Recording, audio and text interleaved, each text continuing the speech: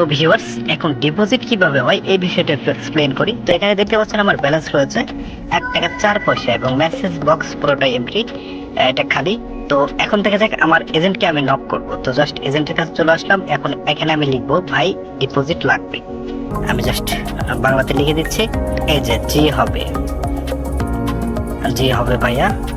তো এখন আমাদের এই যে আমাদের ইনস্ট্রাকশন দিয়ে দিয়েছে যে এই নাম্বারটা, যেখানে লেখা রয়েছে বিকাশ ও নগদ এজেন্ট নাম্বার, এই যে এটা এজেন্ট নাম্বার তার